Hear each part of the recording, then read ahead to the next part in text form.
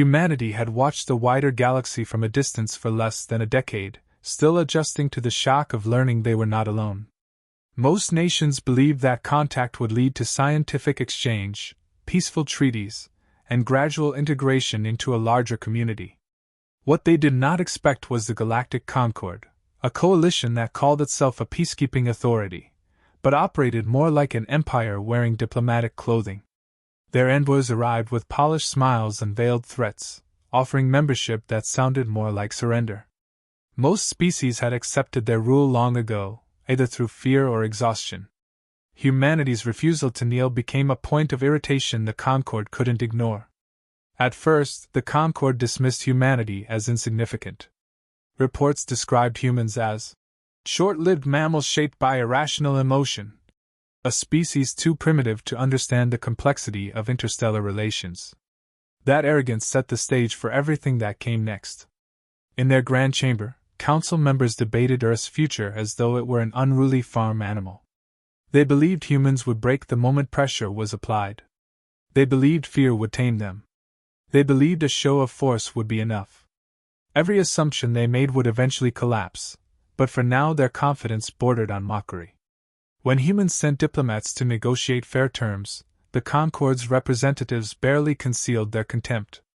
They laughed at Earth's insistence on autonomy. They dismissed cooperative proposals. They ignored gestures of goodwill. Their posture radiated dominance, shoulders back, mandibles raised, voices dripping superiority. Humanity's envoys remained calm, but the tension simmered beneath their professionalism. The Concord misinterpreted that restraint as weakness, incorrectly assuming humans lacked the resolve to defend themselves. They mistook courtesy for surrender. Then came the command humanity would never forget. The Concord issued a mandate declaring Earth under compulsory integration, stripping it of military rights and demanding resource levies far beyond what any member state could reasonably provide. The message wasn't framed as negotiation. It was an order. And to ensure compliance, they accompanied it with a threat, crippling key communication stations across Earth's orbital network. They executed this attack before the message even reached human leaders, believing a sudden display of dominance would force the planet onto its knees. One of those stations, a research and monitoring outpost, was home to 312 people, scientists, technicians, families.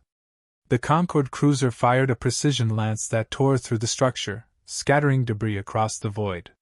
The incident was broadcast unintentionally through leaked surveillance footage, spreading across Earth within minutes. Grief hit first, followed by disbelief, and then something deeper. A unified, collective fury rose across every continent. Humanity rarely agreed on anything, but this tragedy forged a singular purpose no speech could have achieved. In emergency sessions, leaders from every nation discarded old rivalries and outdated disputes. Their discussions weren't about retaliation for pride or territory, they were about survival. If the Concord would kill civilians simply to make a point, they were not an organization humanity could coexist with as subjects. The decision reached was simple and absolute. If the Concord wanted war, then humanity would prepare to fight it on its own terms. But their approach would not mirror the Concord's cruelty. It would be measured, calculated, and rooted in the belief that freedom must be defended, not begged for. As the world mobilized, the Concord watched with mild amusement, convinced that humans were scrambling desperately, unaware they had already lost. Their analysts interpreted Earth's unity as panic. They interpreted rapid development as naive overconfidence. But the truth was far more dangerous for the Concord. Humanity was not reacting out of fear. They were responding with intent. A quiet resolve settled over military command centers and research facilities. Engineers, scientists, and strategists worked around the clock. Volunteers flooded recruitment centers. Families sent off loved ones with pride and determination, not despair. Humanity's message to the galaxy remained unspoken yet unmistakable. They had not chosen this war, but they would end it. And in the silence before the first counterstrike, a shift rippled through the populations under Concord rule. Rumors spread that the newcomers from Earth were not breaking under pressure as expected. Whispers of defiance circulated through species long conditioned to submission. Some secretly hoped humanity might succeed where they never dared to try. But above all, a truth became evident to those who watched closely. The Concord had mistaken humanity's patience for weakness. They failed to understand that restraint was deliberate. And soon they would learn that there is no force more dangerous than a civilization that never wanted war, but refuses to lose one. Humanity did not stumble into its response. It engineered it with precision born from necessity. The destruction of the outpost had unified billions, but unity alone wasn't enough. What followed was a transformation that stunned every intelligence service monitoring Earth. Nations that once struggled to agree on the simplest global policy now shared research, military infrastructure, and classified breakthroughs without hesitation. Former rivals collaborated as though they had always been allies. Laboratories that once competed for grants became components of a single planetary objective. The human instinct to innovate under pressure ignited at a scale the galaxy had never documented before. Within weeks, shipyards across Earth began expanding at impossible speeds. Entire industries reoriented overnight to support a war effort that demanded both creativity and efficiency. Engineers working on experimental propulsion systems were suddenly granted unlimited resources. Defense programs previously restricted by political tension were merged into unified projects. Artificial intelligence networks optimized logistics, production lines, and fleet assembly with near-flawless coordination. Outsiders would later describe this period as humanity becoming something else, a species that learned, built, adapted, and advanced faster than any predictive model had ever allowed. Part of this acceleration came from a secret humanity had cautiously guarded for years. While the galaxy assumed Earth was still experimenting with primitive warp physics, human scientists had already unlocked the beginnings of quantum fold travel, an FTL method far more flexible and energy efficient than the Concord's rigid corridor-based drives. The program had remained hidden out of fear of misuse or escalation, but after the attack, hiding it served no purpose. The first Terran dreadnought equipped with the quantum fold engine was completed in record time, its hull forged not only from advanced allies but also from a collective desire to survive. When Concord analysts intercepted signals of these construction efforts, they dismissed them as bluffs. Their doctrine insisted that no species could leap forward hundreds of years in technological capability in less than a decade. Their arrogance blinded them to the human talent for overwhelming adaptation. But the First Fleet movement shattered their assumptions. A Terran vessel performed an FTL maneuver the Concord believed to be physically impossible, bypassing their surveillance nets entirely. The maneuver was not a demonstration. It was a warning delivered without a single cannon fired. Inside Concord command chambers, unease broke through their practiced confidence. Reports described humans solving long-standing engineering barriers within weeks. Their cyber defense grew so rapidly that decades-old Concord infiltration tools became useless overnight. One intelligence officer wrote privately that humans evolve strategies mid-operation, a trait the Concord's hierarchical, rigid military structure found unfathomable. It wasn't just technology, it was psychology. Humans excelled at asymmetry, thinking where others couldn't, adapting where others froze. Back on Earth, the mobilization was not frantic, it was methodical. Soldiers trained relentlessly, guided by AI-assisted simulations that updated daily based on the latest alien data. Naval officers studied Concord fleet patterns with a cold, analytical discipline. Civilians volunteered in support roles with the understanding that survival depended on collective effort, not isolated heroics. Humanity approached war like a problem to solve, not an identity to embrace. The first decisive act of retaliation was crafted with surgical restraint. Terran Command targeted a Concord listening post, a heavily protected installation that monitored communications across several sectors. Instead of vaporizing it, the Terran strike fleet disabled its power grid and propulsion systems with mechanical precision. Every weapon was used to neutralize, not destroy. The message was unmistakable. Humanity did not seek annihilation. They sought protection. They sought justice. And they wanted the Concord to understand that Earth's rising power was not born from conquest, but from the refusal to be subjugated. The Concord interpreted this controlled response as dangerous confidence. Their ruling members argued that if humans could strike so accurately, they must be countered with overwhelming force. Instead of stepping back, they escalated, mobilizing fleets from 3 major sectors with the intent to crush humanity before its growth spiraled beyond containment. They prepared the kind of strike traditionally used to end rebellions. But what they did not grasp was that humanity wasn't rebelling. Humanity was preparing. In every command center across Earth, strategies were refined, technologies upgraded, and defensive lines reinforced. A species known for compassion had been forced into the corner of survival, and when humans fight from that corner, they do so with relentless purpose. The Concord believed they were moving to contain a threat. In truth, they were walking toward the first of many realizations that they had awakened something far more formidable than they ever imagined. The Concord's fleets entered human space expecting a swift, decisive campaign. Their commanders believed their numerical advantage alone would end the conflict before it escalated further. But from the moment their armadas crossed into Terran-controlled zones, something felt wrong. Patrol ships vanished without distress signals. Recon drones returned corrupted or blind. Entire battle groups reported phantom contacts darting around them at impossible speeds. The galaxy had always viewed humans as reckless, emotional fighters. No one had prepared for the cold, disciplined precision they now displayed. Everything the Concord encountered contradicted their expectations. Human ships didn't rely on predictable formations or rigid doctrine. They moved like fluid algorithms, adjusting, folding, reappearing, and striking with unnerving coordination. Each maneuver demonstrated adaptability the Concord's command structure simply wasn't built to counter.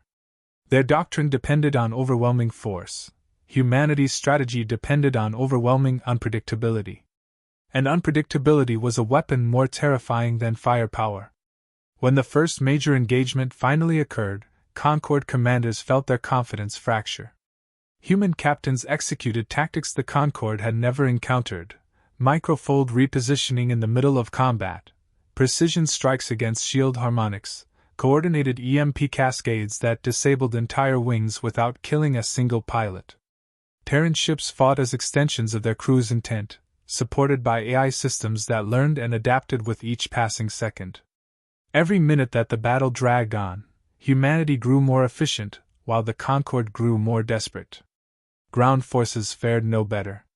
The Concord had labeled humans physically unimpressive, but their assessments had ignored one critical factor: human endurance. In close combat, humans pushed past limits that would have incapacitated most species. Their soldiers moved with quiet determination, communicating through hand signals and tactical overlays. They didn't rely on intimidation or brutality. They relied on training, discipline, and a refusal to let fear dictate their actions. Concord infantry quickly discovered that humans didn't break formation under pressure. They didn't retreat unless ordered. They didn't panic. They fought with a steady resolve that unnerved even veterans of the Concord's longest campaigns. Psychological reports flooded Concord command posts with alarming conclusions. Human units learned enemy behavior mid-battle. Their engineers modified equipment on the fly. Their commanders issued flexible orders instead of rigid directives. But the most disturbing observation came from battlefield recordings. Humans displayed almost no emotional volatility. They fought not with hatred, but with clarity. And the Concord realized too late that this clarity made them far more dangerous than any enraged opponent. As defeats accumulated, internal panic spread through Concord leadership. Officers who had once mocked humanity now whispered about them in tones of disbelief. Species long conditioned to believe in Concord's supremacy watched in horror as their fleets were outmaneuvered by what they had been told was an inferior species. Civilians living under the Concord's shadow began to question everything they had been taught. If humans, supposedly primitive, could force the mighty Concord to retreat, then perhaps the Concord wasn't invincible after all. The most devastating blow came during a battle where 3 Concord fleets attempted to surround and crush a smaller Terran task force. By every metric, humanity should have been overwhelmed. Instead, the Terran ships collapsed the trap with surgical precision. They used gravitational anomalies, decoy signatures, and coordinated thrust bursts to tear open escape lanes, then turned the Concord's own formation against itself. Entire sectors watched in disbelief as the battle, meant to be the Concord's decisive victory, ended with humanity standing unbroken while the Concord limped away with catastrophic losses. This was the moment the Concord finally understood fear. For centuries, they had ruled through intimidation, believing no species would dare challenge them. Now they faced an enemy that did not merely resist, they excelled. Humanity had become a force capable of rewriting the rules of war. The realization struck every council member with a weight they could no longer ignore. Dragging humans into conflict had not weakened them. It had awakened them. Behind closed doors, Concord officials began questioning the war's purpose. What had started as an attempt to control an upstart species had spiraled into something far beyond their expectations. The galaxy had changed, and the Concord had triggered that change with their own arrogance. They saw now that humanity wasn't just fighting for survival. They were demonstrating exactly why provoking them had been the gravest mistake in the Concord's history. Humanity's ascent did not plateau after its first victories. Instead, it accelerated in ways that defied every expectation. With each battle, human engineers refined their technologies as though war were an evolving classroom. Quantum fold drives became more efficient. Shield matrices adapted dynamically to enemy fire. Weapon systems recalibrated in real time, guided by AI cores that processed battlefield data faster than any Concord strategist could react. Terran scientists worked without rest, pushing boundaries until concepts previously labeled impossible became operational standards. The Concord had always assumed technological advancement required centuries. Humanity was disproving that belief in months. But it wasn't only machines evolving. Humanity's ethical stance in war grew sharper and more deliberate. When Terran fleets captured Concord vessels, injured alien soldiers were treated in medical bays with the same care given to humans. Field medics risked their lives to drag allied and enemy wounded out of collapsing structures. Civilians trapped on occupied worlds found themselves protected by human landing teams who prioritized evacuation over conquest. These acts didn't stem from weakness, they stemmed from conviction. Humanity would not mirror the cruelty that had sparked the conflict. Their warfare was ruthless in precision, but never in intent. That contrast destabilized entire sectors psychologically. Concord propaganda claimed humans were savage aggressors. The battlefield proved otherwise. As the war intensified, the turning point emerged not from a single clash, but from a calculated demonstration of ingenuity. Human astrophysicists discovered that Concord fleets relied on predictable gravitational maps to coordinate travel. Terran commanders exploited this dependency with an operation so advanced it was considered theoretical. Using synchronized quantum fold pulses, they manipulated local gravity wells to distort sensor readings across vast distances. The Concord's largest assembled fleet walked directly into a trap without realizing the battlefield had shifted beneath them. Within minutes, formations collapsed, weapons misfired, and command chains fractured. Human ships emerged from folded space in perfect alignment, firing precisely targeted volleys that dismantled the enemy armada with breathtaking efficiency. The defeat sent shockwaves through the galaxy. Species long oppressed by the Concord began to openly question their rulers. Hidden resistance networks gained confidence. Entire colonies refused to send additional troops. Some Concord member worlds sent discreet messages to the Terran government begging for negotiations or protection. They had seen what a human-led coalition could achieve, and the contrast with the Concord's tyranny was too stark to ignore. Inside the Concord's inner chambers, panic snapped into open discord. Leaders accused one another of underestimating humanity. Military commanders blamed outdated strategies. Intelligence divisions admitted they had failed to comprehend human adaptability. But the most significant shift came from those who finally accepted that the Concord could no longer win. Reports poured in detailing human breakthroughs occurring too rapidly for analysis. The Empire once feared across the galaxy now faced an opponent whose growth curve resembled a rising wall. Human leadership, meanwhile, remained focused and unwavering. Their message to the world was steady: end the threat, not the civilization behind it. Every action, every strike, every decision aligned with that principle. Earth had not become a conqueror, it had become the force the galaxy had needed for generations but never possessed. A species capable of immense destruction yet guided by discipline and empathy. As Concord influence fractured, humanity moved with purposeful restraint. They didn't rush toward the capital in reckless triumph. They secured supply lanes, protected liberated planets, and negotiated ceasefire terms for worlds willing to defect peacefully. Each step demonstrated control, reinforcing the impression that humans weren't simply fighting a war, they were reshaping the galaxy's moral and political foundations. The Concord, once untouchable, now faced the truth that their dominance had unraveled because they provoked the wrong species.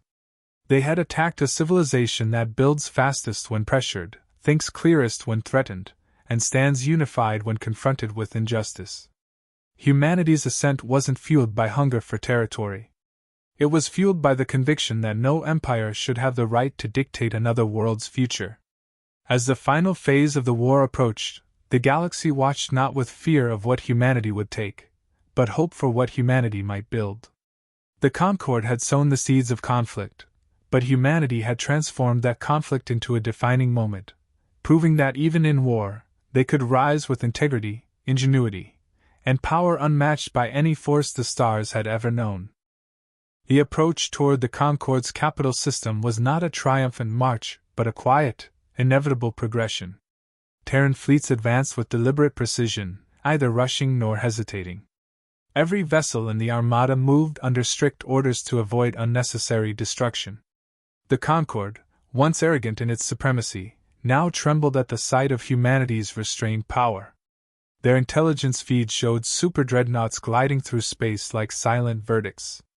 Where other species had brandished overwhelming force as intimidation, humans exhibited it with calm finality.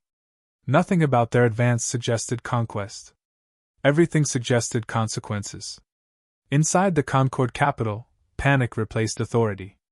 Leaders who once mocked humanity now argued in terrified whispers, replaying battles where Terran fleets dismantled entire formations without slaughtering civilians. The contradiction shattered the Concord's narrative. They had painted humans as violent upstarts, yet it was the Concord that had targeted innocents first. That truth hung over the chamber like a verdict waiting to be delivered. Some council members proposed surrender. Others recommended one last strike. None could deny the reality. Humanity had become a force they could no longer oppose. Across the galaxy, species previously trapped under Concord rule watched the final approach with cautious hope. Messages from liberated worlds spread rapidly, accounts of human soldiers offering aid instead of domination, medics treating injured aliens without hesitation, fleets distributing supplies rather than plundering. These reports contradicted centuries of Concord propaganda, revealing a species unwilling to mirror oppression even when given every opportunity.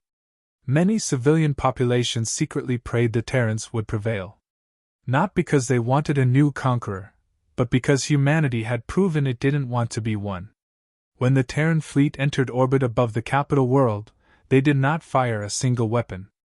Their presence alone accomplished what centuries of rebellion never could. Concord defenses remained online yet unmanned. No warrior wanted to be the one responsible for igniting a battle that would certainly end in devastation. Humanity had made its point long before arriving. They were not here to scorch worlds. They were here to end tyranny. Negotiations began under an atmosphere so tense it felt suffocating. Concord representatives arrived expecting humiliation, but instead found themselves facing human diplomats who maintained steady composure. There was no gloating, no cruelty, no demand for servitude. Humanity insisted on three non-negotiable principles: accountability for those who authorized the attack on Earth, immediate dismantling of oppressive military structures, and a guarantee of protection for every species once forced into submission. These demands were firm, clear, and deeply unsettling to the Concord. They had expected revenge. Instead, they received justice. One by one, Concord leaders signed declarations relinquishing authority.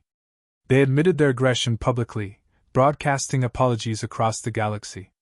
The moment became a cultural shockwave. For the first time, the Concord acknowledged wrongdoing instead of rewriting history. The once untouchable empire collapsed not under annihilation, but under the weight of its own exposed cruelty. And at the center of this transformation stood a species the Concord had once labeled primitive. With the empire dissolved, humanity established a new framework known across the stars as the Terran Accord. It was not a government, nor a ruling body, but a stabilizing pact that ensured equal protection, transparent cooperation, and voluntary alliance. Unlike the Concord, the Accord imposed no tribute, demanded no fealty, and built no hierarchy. Humanity refused to become what it had fought against. Instead, they offered something the galaxy had never experienced, a structure built on mutual respect rather than fear. Alien civilizations, stunned by the restraint and clarity humans displayed, openly expressed relief. Many whispered a sentiment that echoed through every sector: thank the stars, humans did not want conquest. Their potential for dominance was undeniable. Their decision not to use it changed the entire trajectory of the galaxy. In the months that followed, Terran fleets shifted from war operations to support initiatives. They helped rebuild devastated infrastructure, stabilized trade routes, and ensured world after world regained its sovereignty. Humanity became a balancing force, not because they sought power, but because they refused to abandon those harmed by the Concord's rule. The final sentiment shared across countless worlds became a lasting truth. The Concord had dragged humans into war believing they could control them. Instead, they awakened a civilization capable of reshaping the galaxy through power guided by conscience. Humanity had not risen to conquer, they had risen to ensure no species would ever again suffer under coercion. And with that rise, the galaxy entered a new era shaped not by fear, but by the unmistakable strength of a species that fought only when forced, but never once fought without purpose.